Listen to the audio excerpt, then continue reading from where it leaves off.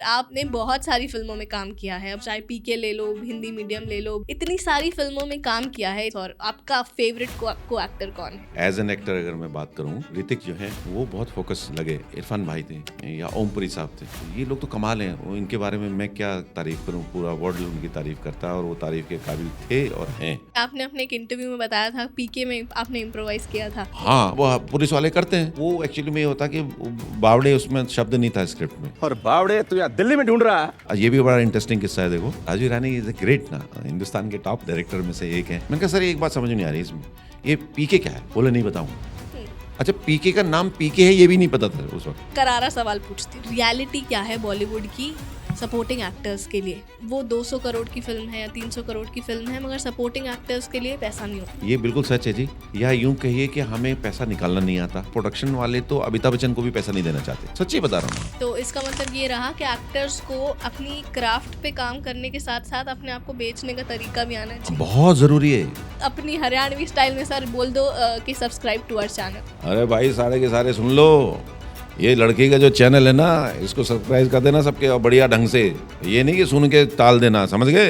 Alright दोस्तों, हम लौट आए हैं एक जबरदस्त फिल्मी एपिसोड के साथ with the most real, talented and versatile theatre and Bollywood actor Govind Pande sir. आपने इनको देखा है पीके में, बैंड बाजा बारात में, कट्ठल, बंटी बबली और ना जाने कितनी सारी successful Bollywood films and TV series में। अगर आप थिएटर और बॉलीवुड की दुनिया में रुचि रखते हैं तो ये कॉन्वर्सेशन आपके लिए बनी है। ये एक अत्यंत फिल्मी कॉन्वर्सेशन होने वाली है। और आगे बढ़ने से पहले बता दूं दैट सर की न्यू सीरीज ठुकरा कर मेरा प्यार is live on Disney plus Hotstar, जो जाकर ज़रूर देखिएगा। और मैं ये बोलना चाहती हूँ कि कट करने के बाद हमने सर के साथ थोड़ी बहुत जैमिंग की है, जिसकी ग्लिम्स में पहली बार BTS ब्लॉग में डाल रही हूँ, वीडियो में डाल रही हूँ। प्लीज़ ज़रूर देखिएगा, क्योंकि सर म्यूज़िक डायरेक्टर भी रहे हैं और संगीत की दुनिया से काफ़ी जुड़े रहे हैं NSD में।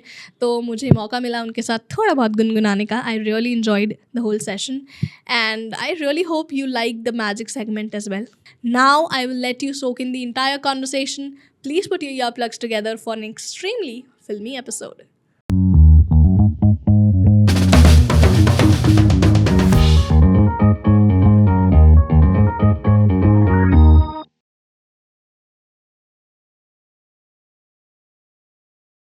गोविंद पांडे सर, आपका तहे दिल से होकस पोकस में बहुत बहुत स्वागत है।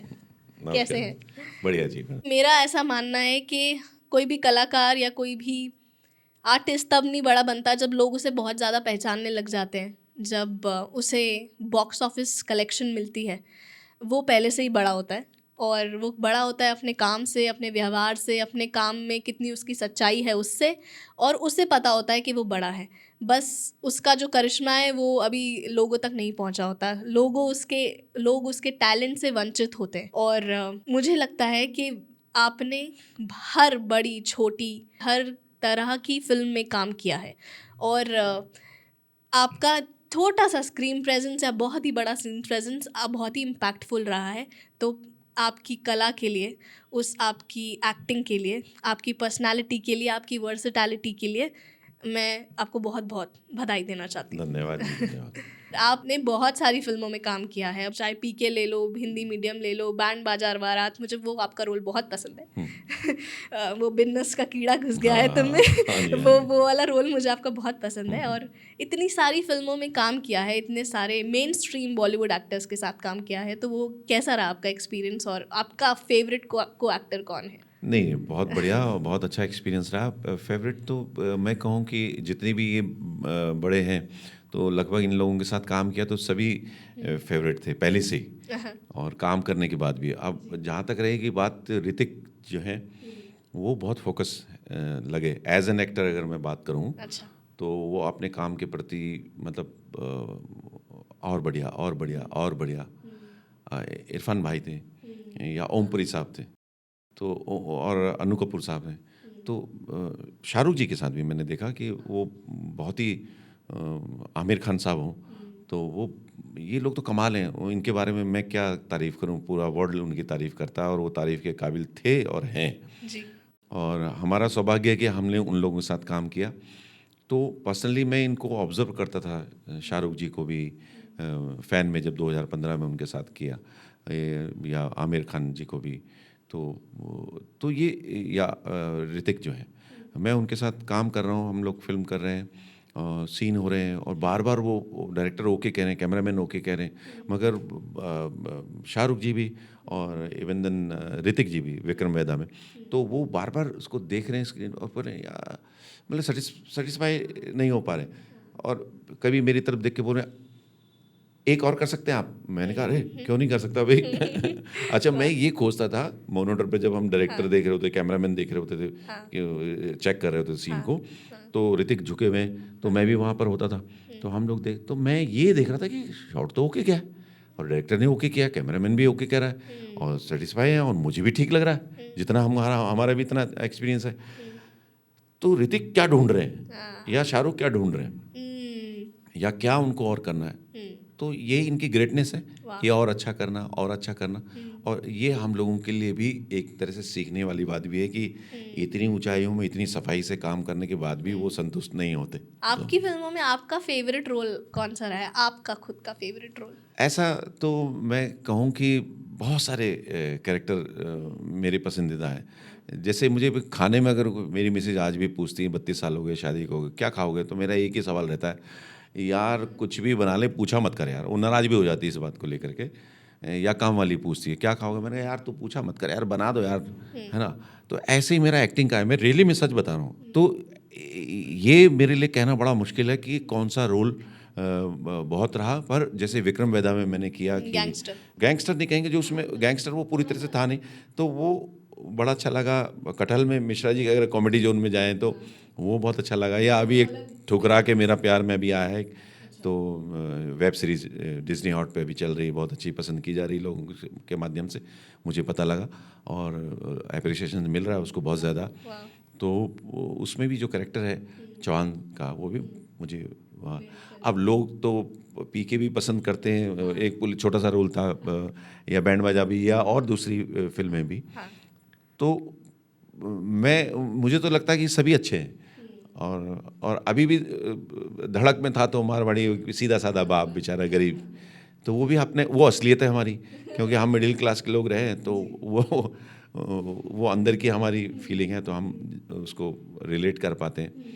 मगर एज एन एक्टर अगर आप कहेंगे तो मैं ये नहीं कह पाऊँगा कि भाई सबसे अच्छा क्या था। मैं तो अभी भी तलाश कर रहा हूँ। अरे हाँ, तलाश तो जारी है, मगर आपके सारे रोल्स में से जैसे एक बात होती है ना कि कम स्क्रीन प्रेजेंस, छोटा सा रोल है, मगर उसमें आपने इम्पैक्ट इतना डाल दिया, वो डायलॉग डिलीवरी से, वो आपकी अदा से, कि ये भी है कि आपकी, मुझे पता है कि आप उत्तराखंड से हो, आप पहाड़ी हो, मगर आपकी पर्सनालिटी में फुल हरियाणवी हरियाणवी या राजस्थानी टच वो दिखता है, तो वो स्क्रीन पे बड़ी जल्दी ट्रांसलेट हो जाता है, और वो बहुत रिलेटेबल है। जैसे बैंड बाजा बारात का मैंने आपको बोला, वो कैरेक्टर आपको वो डायलॉग याद है? नहीं, डायलॉग मुझे याद तो नहीं है, पर वो उसका किस्सा मुझे बहुत प्लीज़ बताओ। वो जब मैं बताऊं कि वो मैं 2007 में एनएसडी रेपेटरी से जब निकला था, तो हम लोगों की पहली फिल्म थी चिंटू जी, ऋषि कपूर जी का कमबैक था। तो हम वो 2-3 महीने पालमपुर में हुई, हिमाचल में, उसको करने के बाद हमें एक सीरियल मिल गया, क्योंकि जीना इसी का नाम है, उमेश बेसी का, और हाँ बहुत फेमस था। उसमें मंगत कैरेक्टर बहुत आज भी याद करते हैं लोग, मूछे वाला, और वो नेगेटिव था, गालियाँ देते थे, आज भी देते हैं उस कैरेक्टर को लेकर के लोग, और याद है लोगों को, मगर हेटरेट भी किस्म का प्यार है। हाँ, वो उसी किस्म बोल रहा हूँ कि लोग वो उस कैरेक्टर को बहुत पसंद करते थे, वो बहुत वो था। हालांकि मैं रियल लाइफ में इस तरह का बिल्कुल हूँ नहीं, उसका उल्टा है मामला। अच्छा, एक चीज़ और पूछनी है मुझे आपसे, ये सॉर्ट ऑफ मेरी ऑब्जर्वेशन है। मैंने तो ऐसे कुछ थिएटर नहीं किया है, बट मैंने, जब हम स्कूल में थे तो थिएटर करते थे, कि मैं बहुत करिकुलम एक्टिविटी में पार्टिसिपेट करती रही हूँ, कि डांस में, म्यूज़िक में, ड्रामा में, तो उस तरीके से किया है। बट जब एडमिशन की बारी आई कॉलेज में, दिल्ली यूनिवर्सिटी में, तो मेरे इतने अच्छे मार्क्स नहीं थे, 89% थी, और दिल्ली यूनिवर्सिटी में तो 99, 98 कट ऑफ जा रही थी उस समय पे। तो वहाँ पे कोटा होता है, ECA कोटा है ना, एक्स्ट्रा करिकुलर एक्टिविटीज़ कोटा। तो मैंने सोचा कि मैं मैजिक भर दूंगी और मैं सेलेक्ट हो जाऊंगी। तो क्योंकि मेरे पास मैजिक की कला है ही, जब मैंने वो भरा बाकी सारे फॉर्म्स में, तो उन्होंने कहा हम ये नहीं ले सकते क्योंकि आप इकलौते कैंडिडेट हो, आप किसके साथ कम्पीट करोगे ना। तो हम magic as an art accept नहीं कर सकते। हम जानते हैं कि आप कर सकते हो, मगर इसके बेसिस पे हम नहीं ले सकते। आप हम सबका ऑडिशंस चल रहे हैं। तो फिर मैंने कहा मैं किस में करूँ। तो मेरे भाई ने कहा ड्रामा में लिख दे, थिएटर लिख दे। मैंने कहा मैंने ज़िंदगी में थिएटर सिर्फ स्कूल लेवल तक किया है, और यहाँ सब नेशनल लेवल के लोग आए हुए हैं, NSD के ट्रेंड और सब उसी डायरेक्शन में मूव करने वाले लोग आए हुए हैं, मैं नहीं कर पाऊँगी। तो भाई ने बोला कर दे। तो 200 250 300 बच्चे जहाँ सबके ऑडिशंस चल रहे हैं, और मैंने अपना ऑडिशन देकर चली गई। बोला कि 5 राउंड्स होंगे, मेरे को अगले राउंड में भी नहीं सिलेक्ट करेंगे, चलो चलते हैं घर, ये सब नहीं करना है, यहाँ पे नहीं रुकना है इतना पूरा दिन, 2 दिन बाद, क्योंकि ऑल ओवर इंडिया से बच्चे आए हुए हैं, इतना क्या रुकना। मैं घर चली गई। हम घर के रास्ते में थे तो हमें कॉल आया कि नहीं जी सेलेक्ट हो गए, अब वापस आओ। तो फिर राउंड 2 3 4 5 6 तक पहुंच गई, जहाँ पर टॉप 3 बच्चे सेलेक्ट हुए। और वो मुझे रियलाइज़ हुआ कि शायद वो इसलिए हुआ क्योंकि मैं हमेशा से परफॉर्मर रही हूँ, है ना, कि हमेशा से स्टेज के आगे बोलना और एक्सप्रेशंस देना, डांस। चाहे मैंने थिएटर नहीं सीखा और उतना मुझे एक्सपीरियंस नहीं था, परोक्ष रूप से आपको वो पूरा जो एक आर्टिस्टिक होता है वो सब था, वो सीखने को मिला। और वहाँ पे मेरे लिए शॉकिंग था कि मुझे टॉप 3 तक सेलेक्ट किया गया। फिर उन्होंने सर्टिफिकेट्स मांगे, तो मेरे पास थे ही नहीं, तो जिनके पास थे वो सेलेक्ट हो गए। मैंने आपको ये पूरी स्टोरी इसलिए बताई कि जब मैंने थिएटर किया, और अभी ये यूट्यूब जर्नी शुरू करने से पहले मैंने Delhi institute of film and acting में एक्टिंग भी सीखी, फिल्म मेकिंग सीखी, कैमरा सीखा, सब सीखा।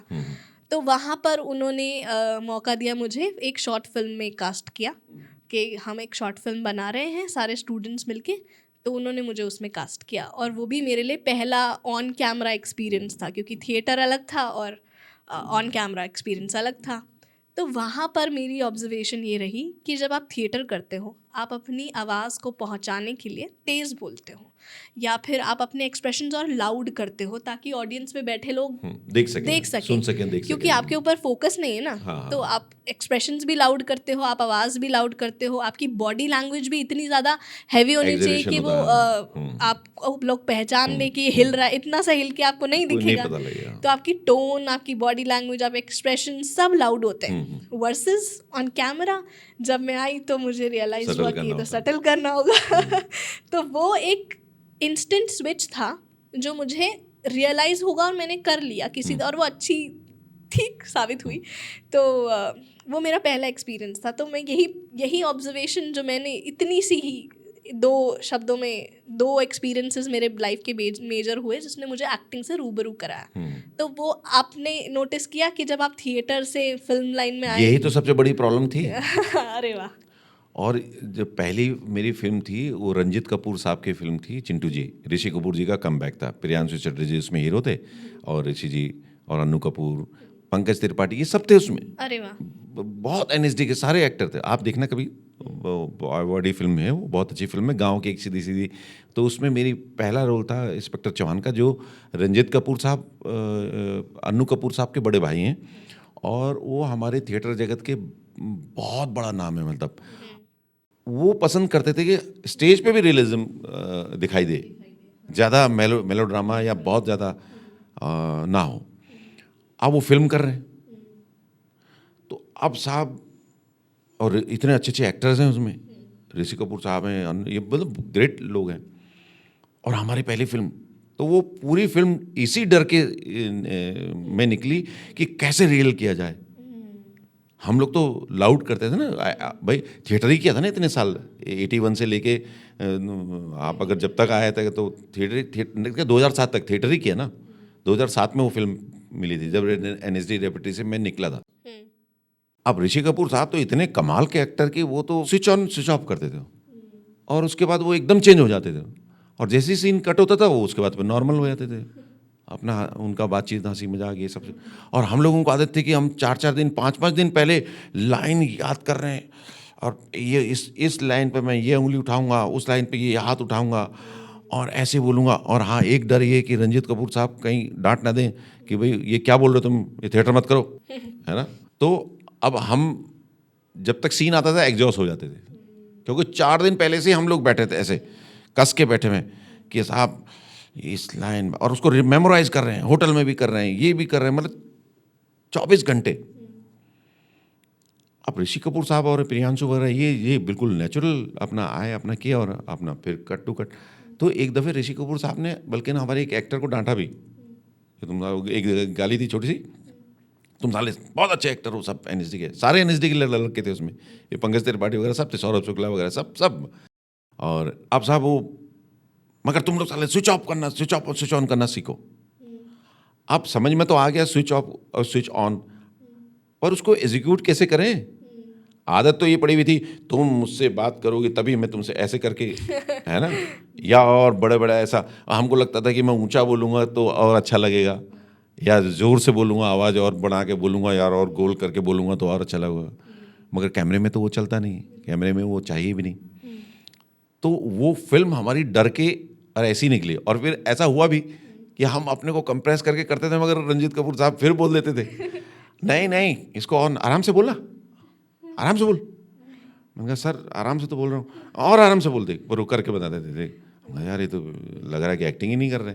खैर ईश्वरी, हाँ ईश्वरी की कृपा से आप वो चीज़ें समझ में आ गई एक समय के बाद, मगर अभी भी तकलीफ हो जाती है कई बार कि मन करता ना खुल के करो, है ना। थिएटर अलग है, सिनेमा अलग हाँ, है, और वो तो ये तो थिएटर वालों की, हाँ, और इसको समझना बहुत ज़रूरी है, बहुत ज़रूरी है। हाँ, मुझे ऐसा लगता है सर कि एक एक्टर की प्रेपरेशन का बहुत बड़ा पार्ट होता है उसकी ऑब्जर्वेशन, कि वो कैसे ऑब्जर्व करता है। तो मैं ऐसे ही एक दिन पंकज त्रिपाठी जी का इंटरव्यू देख रही थी, तो उन्होंने बोला कि हमारे टाइम पे जब हम एनएसडी में थे तो हमें बोला जाता था कि तुम रेलवे स्टेशन जाओ और लोगों को ऑब्जर्व करके आओ और आकर उनके स्केच बनाओ, मतलब प्रॉपर स्केच बनाओ और स्केच बना के रख दो।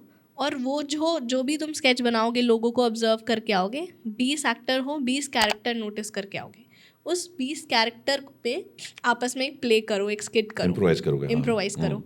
और फिर बाद में देखा जाता था कि क्या स्केच आपने बनाया था। आपके साथ एंट्रेंस वर्कशॉप में ही ऐसा होता था। अच्छा, जब हम लोग मतलब प्रोफेशनली जब एनएसडी लेबोरेटरी में काम करने लगे, तो नाटक को शुरू करने से पहले रीडिंग के दौरान भी कई डायरेक्टर ऐसा करते थे। अच्छा, कि ले जाते थे कि भाई आप ग्राउंड में ले गए या कहीं और ले गए, या बोलते थे कि यहाँ करके आओ। जैसे हमने जाने मन एक हिजड़े वाला नाटक किया था, तो हम लोगों को बाकायदा कहा गया कि आप ना ऑब्जर्व कीजिए उनको। उन्होंने फिल्में दिखाई, उन्होंने किताबें दी, उन्होंने डॉक्यूमेंट्री दिखाई, वो तो थी, मगर आप अपनी रियल लाइफ में भी उनको ऑब्जर्व करो। तो कई लोग ट्रेन की पटरियों पे, कई जगह ट्रेनों में, इस जगह हम जब भी उस 2.5-3 महीने में जब भी वो नाटक तैयार हुआ, तो ये ऐसा है, ऐसी सच है कि एक्टिंग जो है ना वो किताबों से ही नहीं आ सकती, या एक्टिंग जो है वो आपने किसी इंस्टीट्यूट्स में जा कर के या किसी गुरु को पकड़ करके एक्टिंग सीख लोगे, ऐसा होना बहुत मुश्किल है। एक्टिंग सिखाई नहीं जा सकती, सीखनी पड़ती है और समझनी पड़ती है, और 1-2 दिन में भी नहीं होता वो काम, बहुत लंबा प्रोसेस होता है। वो शायद बचपन से ही शुरू हो जाता है प्रोसेस। और अगर मैं तो कहता हूँ कि किसी बच्चे को अगर जाना है, या जब उसको समझ में आए कि मुझे आर्ट की तरफ जाना है, तो उसको तो अपने घर परिवार, अपने स्कूल, अपने कॉलेज, अपने आस पड़ोस में, अपनी मार्केट में जितने भी प्रकार के लोग दिखते हैं आपको, जैसे भी दिखते हैं, अच्छे बुरे, जेब कतरे, गुंडा, बदमाश, पुलिस, अमीर आदमी, गरीब आदमी, टीवी पे दिखे, फिल्मों में दिखे, कहीं ऑब्जर्व करो, उसी से ही सबसे ज़्यादा सीखते हैं। परोक्ष रूप में हमसे हमारे डायरेक्टर भी उस दौरान बोलते थे, और ये मुझे ऐसा महसूस भी हुआ, तो और करते वक्त भी, जब एनएसडी में थे तब भी और आज भी, कि वो आपके सबटेक्स्ट में वो आ जाता है कि आपने अपने एक टीचर को देखा और आपको वो रोल मिला, तो आपके छोटेपन से लेके कॉलेज निकलने तक आपके जो भी टीचर होंगे जिनसे वो रिजेंबलनेस उस कैरेक्टर की मिलती होगी, तो उसकी थोड़ी थोड़ी झलक आएगी उसमें, या आपको आसानी होगी अगर आप वो समझ पा रहे होंगे कि हाँ अच्छा ये उसके दायरे में है, तो अच्छा, तो आपको एक रेफरेंसेस मिल जाता है थोड़ा बहुत। उसके बाद तो इम्प्रोवाइज होता है, या उसका माइंड ले जाता है। जैसे आपने अपने एक इंटरव्यू में बताया था, पीके में आपने इम्प्रोवाइज किया था, आपने गाली दे दी थी तब। हाँ, वो पुलिस वाले करते हैं, वो बिगर उसके वो बात ही नहीं करते पुलिस वाले। दिल्ली पुलिस वाले जो हैं वो मतलब कोई पढ़ा लिखा से दिखाई देगा उसको थोड़ा कम हड़काएंगे, नहीं तो पहले वो हड़काएंगे। और पहले एक दो छोटी मोटी गाली दे देंगी। तो आपको सच में लगा था कि उसकी वजह से आपको नहीं लेंगे? हाँ, वो एक्चुअली में ये होता कि बावड़े उसमें शब्द नहीं था स्क्रिप्ट में। हाँ। तो ऐसे वो फिल्म हुई। तो जब मैंने उनसे पूछा कि ये भी बड़ा इंटरेस्टिंग किस्सा है, देखो कि दिल्ली में लाल किले के पीछे वैनिटी लगी हुई थी और आमिर खान शूटिंग कर रहे थे और पूरा लाल किले का फ्रंट गेट से लेके पीछे जो है इधर दरियागंज की तरफ वो पूरा उन्होंने बंद कर रखा था और हमको वैनिटी में बिठा रखा है और मैं रेडी होके बैठा हूँ। हल्की हल्की गर्मी थी बाहर और एक खटखट आवाज़ आई। तो जैसा होता ना, तो हमने कहा कोई चाय वाला होगा या वो स्पॉट बॉय होगा या कोई ईडी होगा या कोई कॉस्ट्यूम वाला होगा, कुछ आया होगा कुछ देखने के लिए। तो मैं बोला, अरे आजा भाई अंदर आजा, ऐसे। तो फिर खटखट, अरे मैंने कहा सुनाई नहीं देता भाई, अंदर आजा, देखो ना, अरे यहीं दिल्ली वाले को, अबे मैंने कहा अंदर आजा, सुनाई नहीं देता, ऐसे मैंने जोर जोर से। अब जब तीसरी चौथी दफे भी खटखट हो रही है और आ नहीं रहा बंदा अंदर, तो मैंने खुद ही गुस्से में मैं उठा, मैंने दरवाजा खुला देखा राजू ईरानी, मतलब वो खटखटा रहे थे। वो बोले राजू ईरानी इज ए ग्रेट ना, हिंदुस्तान के टॉप डायरेक्टर में से एक हैं, सबको काम करना है उनके हाँ, और उनके साथ काम करना मतलब किस्मत की बात है। वो मुझे मौका मिला तो मैंने देखा तो मैं तो ऐसे ही रह गया, मुंह खुला। अरे मैंने कहा सर आप अंदर आइए ना सर, बाहर थोड़ी गर्मी, अंदर आ जाइए। नहीं आप आ जाइए अंदर, बहुत सॉफ्ट बोलते हैं राजू जी। और बोले अच्छा ये बताओ डायरेक्ट वो डायलॉग कैसे बोलोगे? मैंने कहा सर ये अच्छा जी, मैंने बोल दिया। और चलते चलते वैनिटी से थोड़ा आगे निकल के पैदल पैदल चलते, बोले हाँ बस ये ठीक है ये ऐसे। मैंने कहा सर एक बात समझ नहीं आ रही इसमें, ये पीके क्या है? बोले नहीं बताऊंगा। मैंने कहा है यार ये कैसा डायरेक्टर है, एक्टर को नहीं बता रहा है ये पीके, ये मैं पीके, अरे पीके है क्या? तो मैं पूछ रहा हूँ उससे, तो ये बता नहीं रहे मुझे। तो यार ये मतलब मुझे पता नहीं, मुझे डाउट सा हुआ, या तो ये मुझसे नाराज है या ये बता क्यों नहीं रहे, मतलब मैं गफलत में रहा। बोले अपने ये जो डायलॉग है ना अपनी पत्नी को भी मत बताना रिलीज तक। मैंने कहा है, ये भी मुझे अजीब सा डाउट हुआ। मैंने कहा यार ये क्यों बोल रहे हैं ऐसा? भाई इतनी बड़ी फिल्म है, इतने बड़े एक्टर काम कर रहे हैं, इनको कैसे माने? सबको पता पीके फिल्म बन रही है, तो ये क्यों यार ऐसा बोल रहे हैं? अच्छा पीके का नाम पीके है ये भी नहीं पता था उस वक्त। अच्छा, हमको तो नहीं पता था उसका नाम क्या है। नाम आमिर खान के साथ, आमिर खान उस वक्त कमाल। तो आए आमिर खान जी, उनका हाथ वाथ जोड़े हमने और वो बड़े, तो एक कैमरामैन थे उसके लंबे से, नाम उनका मुझे भूल गया हूँ, पीके के जो हैंडीकैम में थे और लंबे से 6 फुट के बड़े, और वो एक रिहर्सल हुई उनके आने से पहले, वो अप्रिशिएट करते जा रहे थे, गुड वेरी गुड, ऐसा ऐसा ऐसा। अब आमिर खान आए, उनको शूट डायरेक्ट ले लें? मैंने कहा नहीं सर एक ले लेते हैं। हाँ चलो एक रिहर्सल कर लेते हैं। हमने एक रिहर्सल करी, रिहर्सल हो गई और वो बड़े खुश हुए। अब उसके बाद फिर टेक शुरू हुआ, टेक हुआ, 1 टेक ओके, दूसरा टेक ओके, तीसरा टेक ओके। अब तीसरी टेक पूरा ख़त्म हुआ ही था, उन्होंने रोक दिया आमिर खान साहब ने, बोले कहाँ से हो आप? मैंने कहा यार गोविंद पांडे तूने गलती कर दी यार, अब इसमें बावड़े गाली नहीं थी और तूने इनको बावड़े गाली, डायलॉग में बावड़ा शब्द गाली नहीं थी कहीं भी। बावड़े तू वहाँ ढूंढ रहा है ऐसा कुछ करके था, मंडाबा वहाँ है और तू यहाँ दिल्ली में ढूंढ रहा बावड़े, ऐसा करके इम्प्रोवाइज। मैंने कहा यार इनको बुरा लग गया, और तू इतने बड़े एक्टर को यार क्या यार तू यार गोविंद यार, मतलब मैं अपने को अंदर अंदर धिक्कार रहा था, ये सीन रहेगा नहीं। मैंने कहा, बोले बहुत अच्छा कर रहे हो यार तुम, बहुत बढ़िया कर रहे हो तुम। मैंने कहा मैं मतलब अचंभित से हुआ। और अच्छा कैमरामैन जो था ना वो वहाँ से ऐसे इशारा कर रहा था पीछे से, ऐसे ऐसे ऐसे ओके करके, तो थोड़ी सी राहत सी मिलती थी। इतने बड़े बड़े लोग हैं, मैं वही बोल रहा हूँ, एक्टर में आमिर खान और डायरेक्टरों में हिंदुस्तान के top most director Raju ji. आप समझ रहे हो आप मेरी बात? आमिर खान ने रोक दिया। अब आमिर जी जो है वो पूछ रहे हैं कहाँ से हो, क्या हो, पूछ रहे हैं। मैंने कहा बॉम्बे क्यों नहीं आ रहे आप, बड़े अच्छे एक्टर हैं और ये हैं वो हैं बड़े। मैंने कहा सर वो यशपाल जी मेरे दोस्त हैं। उन्होंने कहा नहीं यशपाल इज़ माय फ्रेंड। मैंने कहा सर मैं कोशिश कर रहा हूँ आने की, और ये ना यू मेरे हाथ कंधे पे 2-3 मुक्के मारे, you come mom, you good, very good actor, very good actor. वो तो थोड़ी सी फिर 2 टेक हुए और ये उनके साथ इंटरेक्शन था। तो उस वक्त हमको घबराहट ये थी कि भाई ये जो हम लोगों को इम्प्रोवाइज़ करने की, मगर वो अब बट वो इम्प्रोवाइजेशन आपके डायलॉग को बहुत हाँ बड़ा बना वो मैंने ये सुना था कि वो फिर उसके जब प्रोमो शुरू हुए तो उसमें वो भी दिखाने लगे वो। तो ये तो बहुत बड़ी बात थी भाई, इतनी बड़ी फिल्म में एक ही सीन किया मैंने और उसमें वो प्रोमो में भी दिखा रहे थे, तो ये मेरे लिए बहुत बड़ी बात थी और वो बहुत अप्रिशिएट किया। फिर मुझे आमिर जी ने लाल सिंह चड्ढा के लिए बुलाया था। अच्छा। हाँ, और अच्छी पेमेंट पे बुलाया था और सब कुछ रेडी था उसका। अब शूटिंग भी डेट भी दे दी, सब कुछ हो गया। मैंने भी 2 महीने डेट संभाल के रखी, मगर इत्तेफाक से फिर उस फिल्म के साथ भी ये हुआ कि जैसे ही वो डेट आई उन्होंने चेंज कर दी थी कुछ, तो वो फिर उस दौरान में बंटी बबली कर रहा था, अच्छा। तो वो छोड़ के नहीं आ सकता था, तो वो भी नहीं, लाल सिंह चड्ढा में जो रोल था वो फिर नहीं कर पाया मैं। तो ये शायद आमिर जी के साथ मैं तो चाहूँगा कि हाँ कि ये दोबारा भी ऐसी हुआ, तो मैं तो चाहूँगा कि अगर वो उनके कानों तक या उनके स्टाफ में या राजू जी तक बात पहुँचे तो मैं उनके साथ काम करना चाहता हूँ भाई, मुझे काम दें। और मैं मतलब वो इतना अच्छा पेमेंट पे उन्होंने मुझे साइन किया था और इतना बढ़िया अच्छा काम दिया था जैसा उन्होंने कहा था, यू वर्क विद मी। तो आमिर जी, अगर आपको कहीं ये सुनने को मिले तो मुझे ज़रूर, आपने वादा किया था और मैं उस वादे पे टाइम डेट की वजह से नहीं कर पाया था, तो मैं चाहूँगा कि आप मुझे दोबारा से मौका दें। सर मैं यहाँ पे एक बात कहना चाहूँगी ये आपने बिल्कुल सही बात की। पंकज त्रिपाठी सर के एक इंटरव्यू में उन्होंने कहा था कि जब उन्होंने गैंग्स ऑफ वासेपुर की तो बहुत छोटा सा रोल था। हाँ, कसाई का कोई ऐसा रोल हाँ, था। सुल्तान का। तो और वो इतना अचानक से फेमस हो गया हाँ, बहुत कि फिर अब उनकी जर्नी सबको पता है, फिर अब हाँ वो जी, कहाँ हाँ है। जी, वो एक रोल ने उनकी सल्तनत बदल दी, बदल उनको दिया। या दिलवा दी। दिलवा दिया। तो मेरे को लगता है कि आपकी ज़िंदगी में भी एक रोल ऐसा आना बाकी है बाकी हाँ, जो आपको सल्तनत दिलवा देगा।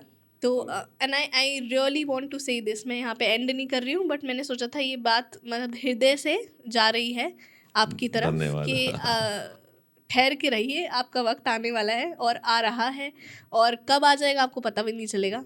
तो मतलब रोल्स तो आपने बहुत ही बेहतरीन किए हैं, कम कम टाइम प्रेजेंस में आपने अपना इम्पैक्ट छोड़ा है, और बस वो एक रोल की हमें इंतज़ार है जिससे इंतज़ार। आपकी जी, जी, बट जी। हम इसके साथ ही मैं आपसे एक करारा सवाल पूछती हूँ। जी, जी, जी। वो ये है कि अभी आप पेमेंट की बात कर रहे थे कि दिस इज़ फॉर, मैं चाहती हूँ यहाँ से जो भी बात है सच्ची जाए, बिल्कुल। और this is obviously we are having filmy conversation, और हम आपके पुराने दिनों की बात कर रहे हैं, और ये बहुत मज़ा आ रहा है आपकी जर्नी को देखते हुए, सुनते हुए कि हर इंसान ने छोटे से शुरुआत की है और आज अपनी जगह बनाई है जहाँ पर भी वो है। मगर रियलिटी क्या है बॉलीवुड की सपोर्टिंग एक्टर्स के लिए? जैसे कि आपने एक अपने इंटरव्यू में बात बताई थी कि पैसे की बात की थी कि जब भी कोई बड़ी प्रोडक्शन हो रही होती है, चाहे ऋतिक रोशन के साथ हो या कहीं और भी, तो वो 200 करोड़ की फिल्म है या 300 करोड़ की फिल्म है, मगर सपोर्टिंग एक्टर्स के लिए पैसा नहीं होता है। बिल्कुल। तो क्या ये सच में है? ये बिल्कुल सच है जी। या यूँ कहिए कि हमें पैसा निकालना नहीं आता, ये भी एक कह सकते हैं। पर सचमुच में ये हुआ ऐसा कि 150 करोड़ 200 करोड़ की फिल्म में आप काम कर रहे हैं या 50 करोड़ की फिल्म में काम कर रहे हैं, और जब आपके पैसे की बारी आती है तो फिर प्रोडक्शन के लोग ये बोल देते हैं कि सर पैसा नहीं है, बहुत छोटा सा है सर, बजट नहीं है सर। तो मैंने तो कई बार पूछा भी, मैंने कहा है 150 करोड़ की फिल्म में बजट नहीं है, कैसी बात नहीं है सर, वो इस कैरेक्टर के लिए नहीं है ना, आप समझ रहे हो ना, इस कैरेक्टर के लिए सर इतना ही है, इससे ज़्यादा हम नहीं दे पाएंगे। तो ये एक है, मगर मैं बोलता हूँ कि भूमिन ईरानी जैसे लोग भी हैं कि जो करोड़ों तक पहुँच गए, या पंकज आज पहुँच गए, तो या राजपाल पहुँच गए, या विजय राज पहुँच गए, ये सब हमारे साथ के ही लोग हैं। और भूमिन जी तो नहीं, भूमिन जी तो हमारे सीनियर रहे हैं और उनसे मेरे कोई वो तो बॉम्बे उस तरफ से थे, मगर ये सब साथ के रहे, तो मैं इनको जानता हूँ। तो पहुँच गए तो ये बड़ी खुशी की बात है, और ऐसा आना चाहिए सबको, और हम भी सीखने की कोशिश कर रहे हैं। तो क्या मतलब ऐसा होता है कि इंडस्ट्री आपको आउटसाइडर फील करवाती है या नहीं नहीं नहीं, आउटसाइडर नहीं, वो नियति है, वो नियति है? कि वो नियति ये है कि प्रोडक्शन वाले तो अमिताभ बच्चन को भी पैसा नहीं देना चाहते। अच्छा, सच्ची बता रहा हूँ आप, फ्री में हो तो वो भी करा लेगी। मैं बता रहा हूँ आपको, अमित जी के बारे में मैंने सुना है कि भाई वो 80-70% जो भी है वो अपना पेमेंट तो पहले ले लेते हैं, फिर उसके बाद जब पूरा सेट पे पहुंचते हैं उससे पहले पेमेंट पूरी ले लेते हैं। या किशोर कुमार जी के बारे में मैं अभी आने से पहले ही हंस रहा था, उनके बेटे बता रहे थे तो कि एक गाना था, बहुत ही हिट गाना, देवानंद साहब और कमालिस्तान में उसकी रिकॉर्डिंग चली है, सब कुछ चल रहा है। अब किशोर कुमार साहब गा नहीं रहे, बाहर बैठे हुए बस। तो वो अंदर अमित जी बता रहे हैं उनके बेटे, और देवानंद जी टहल रहे हैं, क्या हो गया यार किशोर जी क्यों नहीं गाने गा रहे हैं, क्यों वाई, अपनी एक्टिंग करके बता रहे हैं, अमित जी से बताते हैं बहुत खूबसूरत तरीके से। तो वो बोले किशोर कुमार, म्यूजिक डायरेक्टर आगे पंचम था, क्या किशोर तुम क्यों नहीं गाना गा रहे? तो वो बोल रहे कि हाँ दादा हाँ। तो बोला अब्दुल, उनका सेक्रेटरी रहा होगा, अब्दुल वो पैसा आ गया क्या? तो बोला आ गया। तो कह रहे चलो फिर टेक करते हैं, है ना। अरे वाह। तो ये जितने भी बड़े एक्टर हैं या जितने भी बड़े लोग हैं जो स्टैब्लिश हो जाते हैं, या हमारे साथ के भी जो बड़े हो गए, जो बड़े होने का मतलब जो अच्छे स्टैब्लिश हो गए, मुंह मांगे उनको पैसा मिलने लगा, उनकी डिमांड हो गई, बिजी हो गए। चाह तो मैं अगर दिलीप कुमार साहब हैं दुनिया से चले गए या अमित जी हैं, तो वो भी और करना चाहते हैं, बहुत अच्छी बात है, इंस्पिरेशन से ख़त्म कभी नहीं होती किसी की मांग या डिमांड या इच्छाएं, तो वो सबकी रहती हैं और रहनी भी चाहिए। मगर ये सच बात है कि प्रोडक्शन के लोग वो कोशिश ये करते हैं कि भाई फ्री फंड में सारा काम हो जाए। तो इसका मतलब ये रहा कि एक्टर्स को अपनी क्राफ्ट पे काम करने के साथ साथ अपने आप को बेचने का तरीका भी आना चाहिए। बहुत ज़रूरी है, जिसमें शायद हम उतने कामयाब नहीं हो पाए, या हमारे सीनियर कहते थे अबे ना करना सीखो, गोगा कपूर साहब बोलते थे अरे ना करना सीखो, अरे यार ये, और अपनी रीढ़ की हड्डी उसी तरह रखो, ये करो वो करो, है ना। तो अब रीज़न क्या होता है कि जब बच्चे की फीस भरनी है या आपने खर्चे चलाने हैं और फिल्म भी नहीं छोड़नी, तो भाई आप क्या करोगे, तो थोड़ा सा कंप्रोमाइज़ करना पड़ता है। तो हालांकि एक बात बताऊं कि अमित जी से बात करो या अक्षय कुमार जी से बात करो या किसी भी बड़े मेन एक्टर से बात करो, सबके जीवन में, गोविंदा जी से बात करो, तो सबके जीवन में ये हुआ है कि प्रोड्यूसर ने उनके भी पैसे मारे हैं उस दौर में। मुंबई ने सबके पैसे हाँ, मारे। हाँ, मगर बाद में ये लोग फिर क्या डिमांड हो जाती है ना, बाद में फिर बोलते थे ठीक है भैया 80% अभी रख दो साइनिंग अमाउंट, उसके बाद 20% जैसे सेट पे आऊँगा भैया कंप्लीट। तो अभी ये जानना है कि अभी का प्रोसेस कैसा दिखता है ऑडिशन का या फिर स्ट्रगल का, क्योंकि आप तो बहुत समय से हो, तो तब कैसा दिखता था और अब कैसा दिखता है? पहले क्या था कि फ़ोटो लेकर के दौड़ना पड़ता था, घर घर, या आप प्रोड्यूसर के घर जाइए या डायरेक्टर के घर जाइए या एडीएस के घर जाइए या कास्टिंग वाले के घर जाइए या ऑफिस में जाइए, घुसना मुश्किल होता था, बड़ी प्रॉब्लम होती। हालांकि मैं उस दौर से नहीं गुजरा, मैं राष्ट्रीय नाट्य विद्यालय को इसमें बहुत शुक्रिया अदा करना चाहता हूँ। हमारी मदर है वो NSD रेपेटरी कंपनी जो है, उसके बदौलत मुझे तो सारे काम मिल गए, या मैं नहीं गया कभी, तो मुझे एक काम के बाद दूसरा काम, दूसरे काम से तीसरा काम, ये मिलते चले गए, और मैं कभी किसी के ऑफिस में काम मांगने नहीं गया। अरे वाह। हाँ, कास्टिंग वालों के घर में फ़ोन आए ये कि आप अपना ये भेज दीजिए, ऑडिशन भेज दीजिए, वो आज भी होता है, तो वो हम भेज देते हैं, मगर मैं कि नहीं गया किसी के पास।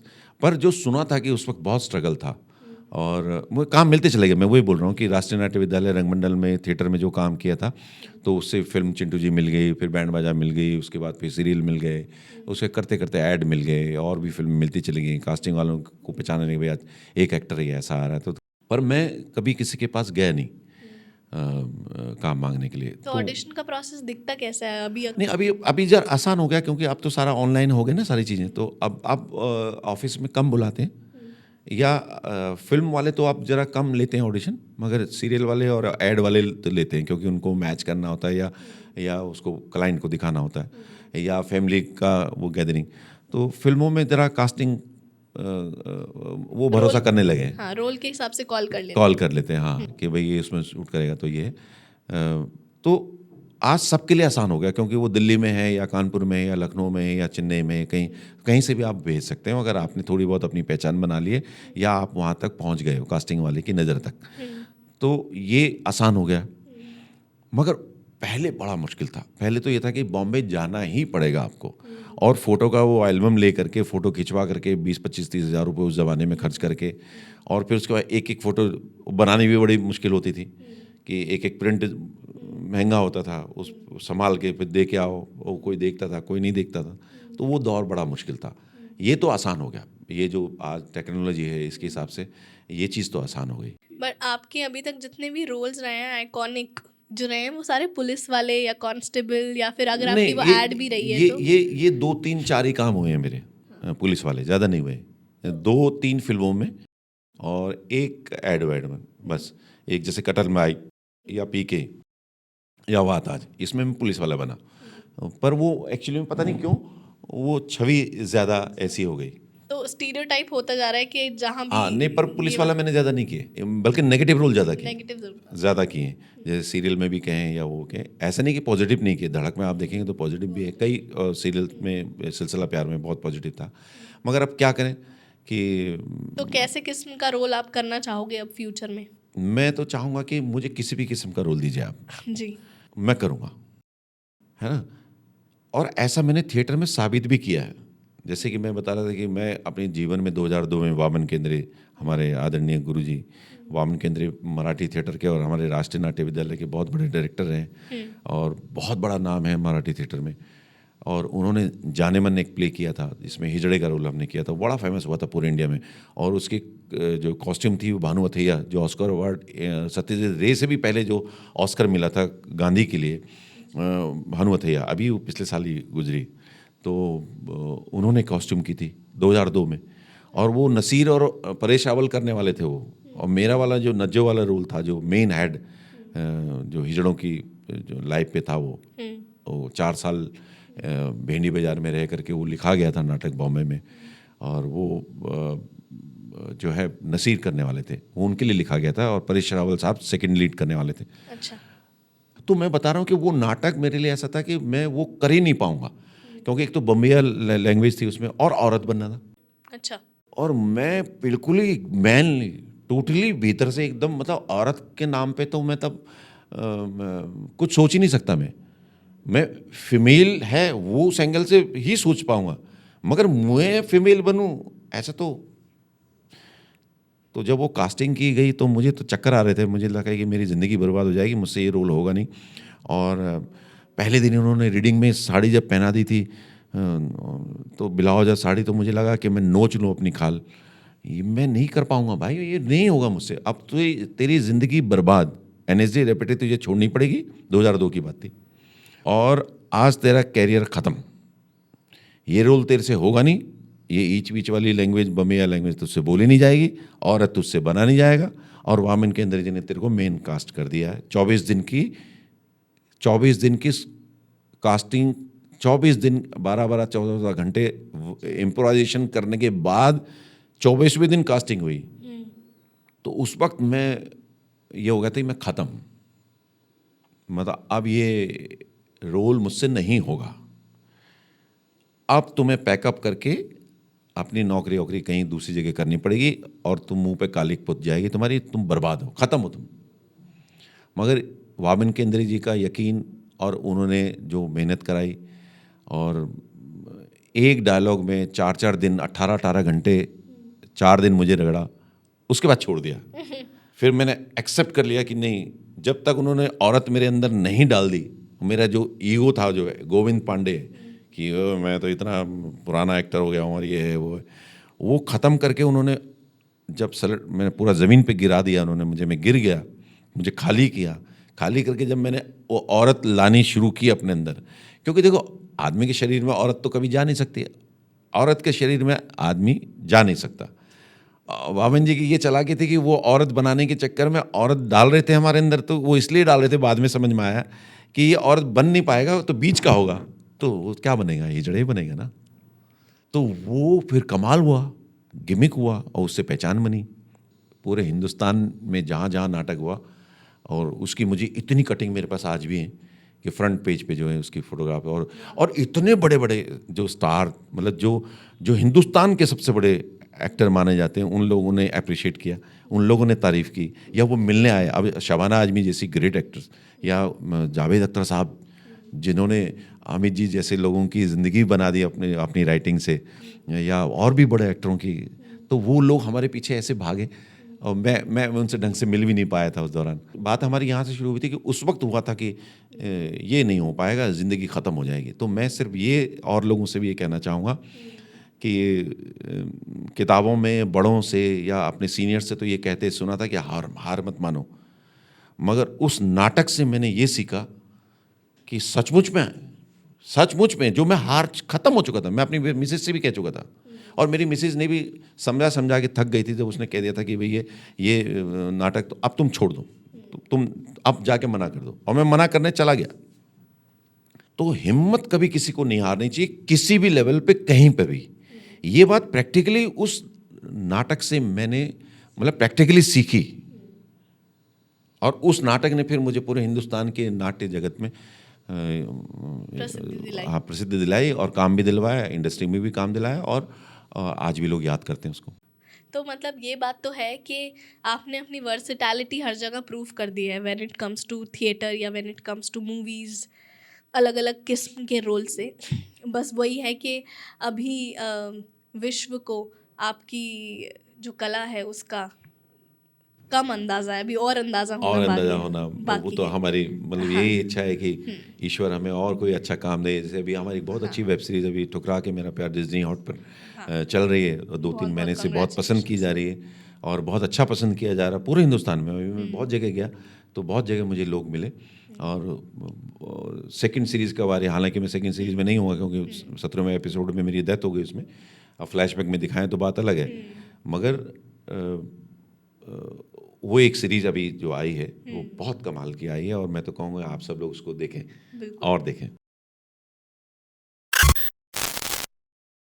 ऑल राइट सर, मेरे पास एक डाइस है। आपको क्या करना है, कोई भी अपने मनपसंद का नंबर चुनना है, जो भी आप नंबर चुनो, और उसके बाद उसको टॉप पर ऐसे रख दो। जो भी आप नंबर डिसाइड करो वो टॉप पर होना चाहिए, और अपना हाथ ढक लीजिएगा, मुझे मत दिखाइएगा, मैं पीछे मुड़ूंगी। I will try and guess कि आप कौन सा नंबर चुनते हो, ठीक है? शुरू करें? जी। मैं मुड़ जाती हूँ, आप कैमरा में दिखा दो ताकि सबको पता लग जाए आपने कौन सा नंबर चूज किया है। जब हो जाए तो मुझे बता दीजिएगा। जी, हो गया। जनरली जब मैं लोगों को डाइस देती हूँ रखने के लिए, मुझे नहीं पता ऐसा क्यों होता है कि ज़्यादातर लोग नंबर 4 रखते हैं, जैसे आपने रखा है। बिल्कुल 4 ही रखा जी, बिल्कुल 4 रखा जी। ठीक है, एक और बार ट्राई करते हैं। आप रख लो, मैं नहीं देखूंगी इस बार भी। जी, आप मेरे लिए 1 से 6 तक गिनती करेंगे? 1 2 3 4 5 6। 1 2 3, दोबारा से। 1 2 3। जब आप अपना हाथ उठाएंगे तो आप नंबर 3 ऊपर देखेंगे। हाँ, 3 ही है जी। ऐसा करते हैं कि इस बार आप सिर्फ नंबर को हिलाइए, और आप भी मत देखिए, कैमरा में मत दिखाइए। हो सकता है कि मुझे मेरा कैमरामैन कोई इनपुट दे रहा हो, पॉसिबिलिटी है ना कि कोई मुझे यहाँ से कोई इशारा कर रहा हो। तो इस बार आप डाइस को हिलाइए, और किसी एक नंबर पे लैंड होकर आप रुक जाइए। अच्छा, वो मुझे भी नहीं पता। आपको भी नहीं पता है और मुझे भी नहीं पता है कि वो क्या नंबर हो सकता है। ये this is coming purely out of my intuition. मुझे नहीं पता, क्योंकि इस बार मेरे पास आपके फेस को रीड करने के लिए, आपके माइंड को रीड करने के लिए इनपुट ही नहीं है। मुझे ऐसा लगता है आप फिर से अगर अपना हाथ उठाएंगे बिना डाइस हिलाएं, तो फिर से आप एक बार नंबर 3 को देखेंगे ऑन टॉप। 3 ही है। 3 ही है जी। अरे वाह, कमाल है भाई, अद्भुत। वाह वाह वाह वाह वाह, कमाल भाई, वाह यार, अद्भुत है यार, तुम अद्भुत हो यार तुम्हें। Thank you so much sir. Sir, इसको विराम देने से पहले ये ज़रूर पूछना चाहूँगी आपसे, एक पर्सनल सवाल है कि आपने अपनी पत्नी जी का बहुत जिक्र किया, आपकी अर्धांगिनी। थिएटर जगत में जनरली ऐसे मीम्स भी बनते हैं, या फिर ऐसे मजाक उड़ाया जाता है कि और करो थिएटर, पैसा नहीं है उसमें, है ना? जब भी कोई कहता है कि पैसा नहीं है, या अरे क्या हो रहा है मेरी लाइफ में, तो व्यंग कसा जाता है, और करो थिएटर, यही करना था ना तुम्हें। तो जब आप थिएटर कर रहे थे, या फिर आप बॉलीवुड में अपनी जगह बना रहे थे, डाउट्स तो आए होंगे मन में, तो फिर आपकी अर्धांगिनी जी ने कैसे साथ दिया आपका? वो तो हमेशा देती है, मैं टूटने लगता हूँ। मैं पीछे से बताया ना 2002 में नाटक हुआ तो वो मेरी हिम्मत बढ़ा रही थी। और जैसे अभी यह होता कि एक फिल्म आई, एक वेब सीरीज़ की, एक काम किया, दूसरे काम को मिलने में 1 महीना लग गया या 1.5 महीना मिल गया तो मैं थोड़ा सा व्यथित हो जाता हूँ, मगर वो नहीं होती और वो मुझे अप्रिशिएट करती रहती है वो हमेशा थिएटर के। और ईश्वर की कृपा से मैं हार जाऊंगा ये तो मैंने कभी सोचा ही नहीं था कभी, और ऐसा हुआ भी नहीं। बस मुझे एक ही चीज़ की चिंता रहती थी कि अब आगे क्या, अब आगे और अच्छा, और आगे और बढ़िया क्या, और कैसे आगे बढ़ाऊं कदम, और कैसे अच्छा करूं, ये चिंता मुझे खाई रहती है। मुझे ये तो था कि मैं पहुंचूंगा और मैं कर दूंगा। और मैं आपको एक बात और बताऊं कि थिएटर की कमाई से ही मेरी पहली फिल्म आई थी, और पहली गाड़ी आई थी, सॉरी। और मैंने अपने मयूर विहार में जो मकान में, हमारे 5-6 मकान हैं यहाँ, मगर जो मेरा मकान था, जो खुद मैंने ख़रीदा, वो थिएटर की कमाई से ही खरीदा। वाह वाह। और मल्टी डायमेंशन होने की वजह से, मल्टीपर्पज होने की वजह से, थिएटर में एक प्रॉब्लम, मल्टीपर्पज आपको होना पड़ेगा, सब जगह हाथ मारना है। सीखना पड़ेगा आपको। बनता ही एक्टर तब है ना, या आपको नाचना, गाना, बजाना, लिखना, ये डायरेक्शन, मेकअप, ये लिखना, कॉस्ट्यूम करना, ये सब चीज़ें मैं इस आए। बात से बहुत रिलेट कर सकती हूँ, क्योंकि जब हम मैजिक करते हैं तो मैजिक परफॉर्म करने का जो मज़ा है वो उसके सीक्रेट में नहीं है, वो उसकी परफॉर्मेंस में है, वो आप किस तरीके से प्रेजेंट करते हो उसमें है। तो I think I can totally relate to that. और मैं इस बात से, मैंने आपकी अर्धांगिनी जी की बात इसलिए छेड़ी क्योंकि जब मुझे पता है कि एक आर्टिस्ट को शादी करने से पहले स्पेसिफिकली उस समय पे बड़ा सोचा जाता था कि ये आर्टिस्ट है, कितना कमा पाएगा। क्योंकि जब मेरे पिताजी की शादी हुई तो मेरे पापा असिस्टेंट अकाउंटेंट थे और वो मैजिक शौक किया करते थे। तो उन्होंने कहा कि अगर मैं बोलूँगा कि लड़का जादूगर है तो कोई लड़की ही नहीं देगा अपनी। तो उन्होंने पहले यही बताया कि मैं असिस्टेंट अकाउंटेंट हूँ और जादू शौक किया करता हूँ। मगर शादी के बाद फिर छोड़ दी जॉब और फिर मम्मी को बोला कि देखो अब मैं शोज़ करना चाहता हूँ, और मम्मी ने फुल सपोर्ट किया। तो आई नो कि एक आर्टिस्ट को एक अंडरस्टैंडिंग पार्टनर बहुत ज़्यादा ज़रूरी जी, है। जैसा कि मैंने कहा कि मेरी किस्मत ये बहुत अच्छी रही कि मेरी वाइफ ना मुझे थिएटर से मिल गई, अरे वाह। और 90 में थिएटर करने के लिए आई थी और हमारी दोस्ती हो गई। और उसके बाद अच्छा, मेरे बड़े भाई की शादी थी रांची में 93 में। धोनी की मुंह बोली बहन थी लक्ष्मी जी, तो धोनी तो उस वक्त छोटे हुआ करते थे, तो वहाँ बोल दिया मैंने, मुझसे शादी करोगी? वाह। अच्छा, सपने तो हम पहले से देखते थे, मगर उस वक्त वो दौर ऐसा था कि किसी से कहने की कोई हिम्मत ही नहीं, औकात ही नहीं, ना आज ना पहले ना तब। मगर वो वन साइडेड वाला तो मन में था, मगर किसी से कह नहीं पाए। दोस्त मतलब साथ में, और ग्रुप हमारा बड़ा अच्छा होता था, जिसमें मैंने बताया कि दुष्यंत जी भी थे, सुनिधि के पिताजी, जी। है ना, वहीं तो से वहीं आपसे हमारी पहली दोस्ती बार हुई। हाँ मुलाकात हुई। हाँ। हाँ। तो अब हम लोगों ने आपस में एक दूसरे से बोल दिया शादी करोगी, बात हो गई, दोस्ती तो थी सबसे, और हम सब लोग अच्छे ही थे, मगर उस वक्त खाने कमाने वाले वैसे नहीं थे। तो उनके घर में यही प्रॉब्लम हुई कि भाई लड़का करता क्या है, ये वर्कशॉप करके और ये करके पीएचडी कर रहा है, ये इससे थोड़ा हो जाएगा, शादी हो जाएगी। इसके लिए कितने अच्छे अच्छे रिश्ते आ रहे हैं गवर्नमेंट जॉब करने वाले, और वो गवर्नमेंट जॉब करते थे, तो ये क्या मतलब।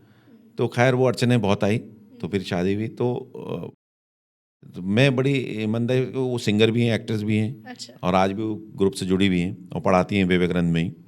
बबीता पांडे नाम है उनका, और 2-3 फिल्में भी कर चुकी हैं वो, और बहुत अच्छी हैं स्वभाव की, खाना भी बहुत अच्छा बनाती हैं, और जिसे कहते हैं ना कि यारी दोस्ती निभाना, वो भी उनके अंदर बहुत है। हमारे जैसे आपने अपने पापा के बारे में बताया कि भाई कैसे करेंगे भाई आर्टिस्टिक वर्क करने वाले आदमी के साथ, आज कमा रहे हैं कल नहीं कमा रहे हैं, सेम। और सबसे बड़ी पता है आर्टिस्ट के साथ प्रॉब्लम क्या होती है कि उसको मानसिक रूप से संभालना। क्योंकि होता क्या है कि जब कहीं भी कुछ नहीं होता तो औरत पे ही गुस्सा निकलता है या झुंझलाहट होती है। हालांकि भगवान ने हमें वो दिन नहीं दिखाया कभी, मगर और दूसरी किस्म की कभी कभी 2-4 बारी प्रॉब्लम आई या आपस में कुछ चीज़ें हुई तो झेलना बड़ा मुश्किल होता है लेडीज़ के लिए। पैसे की प्रॉब्लम नहीं हो रही है। जो कहते हैं ना कि आर्टिस्ट क्या करता है कि वो छाया रहना चाहता है हमेशा, वो हमेशा स्टेज के आगे या कैमरे के आगे रहना चाहता है। वो अब वो उसके बाद जब उसको अगर कोई गैप आता ना तो वो जो विचलित होता ना, बड़ा परेशान तो लोग। उस वक्त ना आपके अपने ही काम आते हैं, या आपके अच्छे दोस्त, या आपकी अच्छी चीज़ें, या आपकी पत्नी, और सबसे ज़्यादा पत्नी झेलती है बेचारी। हम्म, चाहे मैं बॉम्बे में रहता हूँ, अब अगर 4 दिन बैठे, यार क्या यार इन्होंने शूटिंग के लिए बोला था यार, आप बताओ 2 दिन मुझे बिठा दिया यार, क्या यार तुम, अब वो बेचारी वही झेल रही होती है। तो मेरी इस मामले में वाइफ बड़ी अच्छी रही कि वो हमेशा मुझे, अरे गोविंद कैसी बातें कर रहे हो यार, तो 1.5 साल से तुम्हें फुर्सत नहीं मिली यार, अरे 15 दिन बैठ जाओ यार तुम आराम से हमारे साथ, यार बैठ जाओ ना तुम, यार तुम मतलब तुम्हें पता है तुम कितने टाइम हो गया तुम्हें, 10 साल हो गए तुम्हें हमारे साथ, 1 महीना भी तुम साथ में नहीं रहे हो, तो यार बैठ जाओ आराम से, घर भी देख लो, हमें भी देख लो, जी लो यार जिंदगी, हमेशा ही काम, हमेशा ही पैसा, हमेशा ही ये, सर ये बड़ी अंडररेटेड बात है ना। तो इसलिए बहुत मैं अपने आप को किस्मत वाला मानता हूँ कि मेरी वाइफ बबीता पांडे जो है वो मुझे मिली, शायद दूसरी होती तो पता नहीं झेल पाती कि नहीं। तो ये मेरे माध्यम से भी जाना चाहिए कि बबीता जी को बहुत बहुत शुक्रिया और बहुत बहुत प्रणाम कि वो आपका साथ देती रही, क्योंकि इस बात की अहमियत, ये बहुत अंडररेटेड बात है सर, कि एक आर्टिस्ट के साथ उनकी लाइफ पार्टनर ऐसे होने चाहिए जो उनकी प्रोफेशंस के अप्स एंड डाउन्स को समझें। समझे हाँ। तो जो सफ़र है ना वो आसान हो जाता है हाँ जी, हाँ जी, एक आर्टिस्ट के लिए स्पेसिफिकली। बिल्कुल बिल्कुल। तो एंडिंग नोट है, आप बताइए आप ऑडियंस के लिए क्या कहना चाहेंगे, specifically for all those people who are seeking to come in to Bollywood, who are seeking to come in to film line, और सिर्फ फिल्म लाइन ही क्यों, सिर्फ एक्टिंग ही क्यों, script writing, direction, music, artistic work में आर्टिस्टिक वर्क में जो लोग जाना चाहते हैं, आप उनके लिए क्या कहना बहुत चाहेंगे? ज़रूरी है कि भैया तैयारी करके आओ। जैसे डॉक्टर, इंजीनियर, चार्टर्ड अकाउंटेंट बनने के लिए, या आपकी स्किल आप जादू दिखाती हैं, तो वो बिगर सीखे कैसे हो सकता हो, या बिगर उसकी तैयारी की है, बिगर उसकी ट्रेनिंग लिए हुए, तो ट्रेनिंग लेके आओ और तैयारी करके आओ अच्छी तरह से, तो तुम फेल हो ही नहीं सकते। आप, ये हो सकता है कि थोड़ा टाइम लग जाए, कि भी 1 साल की जगह 2 साल लग जाए, 3 साल लग जाए। इरफान साहब को तो 17 साल लग गए थे, नवाज को 13 साल लग गए थे, हमें मालूम कब पास आउट हो गए थे, वो 87 में पास आउट हो गए थे इरफान साहब, पता नहीं कब चंद्रकांत तक पता नहीं क्या क्या किया उन्होंने, उसके कितने साल के बाद उनकी पहचान बनी जी। उतने साल क्या किया होगा बेचारों ने, छोट है ना। नवाज कब का पास आउट हो गया था, है ना, 2000 के बाद लोगों ने गैंग ऑफ वासेपुर के बाद पहचानना शुरू किया, छोटे छोटे रोल भी नहीं मिलते थे, हम तो जानते हैं, अच्छी तरह से जानते हैं, टैलेंटेड तो थे ही। पंकज त्रिपाठी को तो मैं बोलता था पहले ही रन, जब फिल्म हम लोगों ने दिलवाई थी उनको, जब ये सीन हमारे सामने चल रहा था तो मैंने उनको बोला भी था, मैंने कहा पंकज तुम बहुत आगे जाओगे, तो वो बहुत टैलेंटेड आदमी था, बहुत टैलेंटेड आदमी, वो बढ़िया दिख जाता, वो जो अच्छा काम करने वाले होते हैं। तो कहने का मतलब ये है कि सब लोग, ये जितने भी नाम मैं ले रहा हूँ, या और भी नाम है बहुत सारे, ये सब तैयारी करके आए। और मैं भी जो बॉलीवुड में आते आते इतना मुझे देर लग गई, वो इसीलिए लग गई कि मैं ये सोचता था कि मैं और सीखूं और सीखूं और सीखूं और सीखूं। हालांकि ये भावना कभी ख़त्म नहीं होती। अमित जी भी बोलते हैं इस बात को आज 82 साल की उम्र में, और मैं भी बोल रहा हूँ आज, है ना, 50 क्रॉस करने के बाद, कि भाई ये सीखने की उम्र तो कभी ख़त्म नहीं होती, और सीखने का, सिखलाने का सिलसिला है ये कभी ख़त्म होता नहीं। आज भी मुझे लगता है मुझे कुछ नहीं आता और मैंने कुछ नहीं किया। तो आप सब लोग भी तैयारी करके आइए, हिम्मत मत हारिए, मंजिल मिलेगी, पक्का मिलेगी।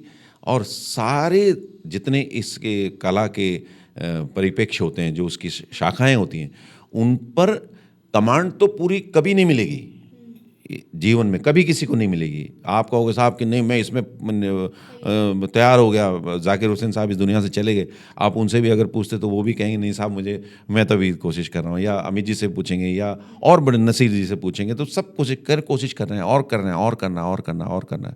ख़त्म ही नहीं होता आर्ट का मामला। लोग कहते हैं कि आर्ट का जो मामला है, कोई भी आर्ट, वो समुद्र है। मैं कहता हूँ नहीं साहब, समुद्र तो पृथ्वी तक सीमित है। ये 33 लाख किलोमीटर या कितने किलोमीटर के दायरे में, या पृथ्वी का जो भी व्यास है, उस व्यास तक सीमित है ना समुद्र का, एक दायरा है उसका, एक पृथ्वी तक ही सीमित है। आर्ट का तो ब्रह्मांड है, वो खत्म ही नहीं होती साहब। वो हो सकता है कि 100 साल के बाद, 50 साल के बाद, 40 के बाद पता लगे किसी एलियन के दूसरे ग्रह से आगे वहाँ के आर्टिस्टों ने और ही कुछ चमत्कार किया हुआ है, ऐसा भी हो सकता है, बिल्कुल, या हो जाएगा, देखना।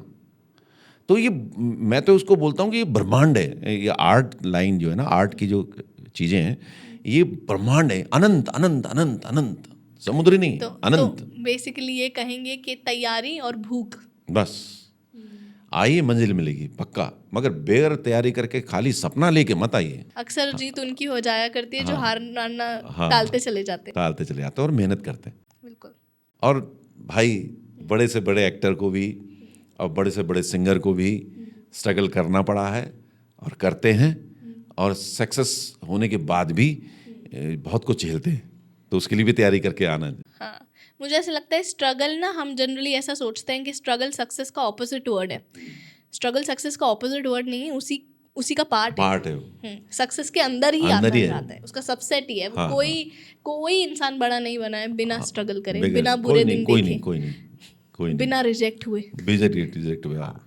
ये एक बहुत ही खूबसूरत कॉन्वर्सेशन रही सर, बहुत मज़ा आया। आपके समय के लिए बहुत बहुत धन्यवाद। धन्यवाद और आपको आपकी नई web series which is on Disney Plus Hotstar, उसके लिए बहुत बहुत मुबारक हो धन्यवाद जी, सर। अगेन जाते वक्त वही कहूँगी कि अभी आपको सल्तनत दिलवाने वाला रोल बाकी है, बिल्कुल। और जब वो हो तो आप हमारे शो पर लौट कर ज़रूर आइएगा। जरूर जरूर। तो जाते जाते एक अपनी हरियाणवी स्टाइल में सर बोल दो कि subscribe to our channel.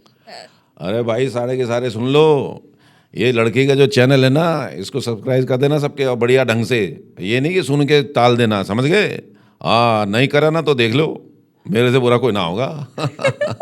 Awesome sir, thank you so much, बहुत बहुत खूब आभार। धन्यवाद। लग जा गले के फिर मुलाकात हो न हो, शायद फिर इस जन्म में मुलाकात हो न हो। लग जा गले। ऑल राइट दोस्तों, अगर आपने ये कॉन्वर्सेशन यहाँ तक सुनी है तो इसका मतलब है आपको ये कॉन्वर्सेशन बहुत पसंद आई। ऑल्सो आप कमेंट सेक्शन में हमें ये भी लिख कर बताइए कि आप और कौन कौन से गेस्ट होकस पोकस के स्टूडियो में देखना चाहते हैं। And thank you so much for supporting hocus pocus with Aanchal. I will see you again on every Thursday and Saturday 7 PM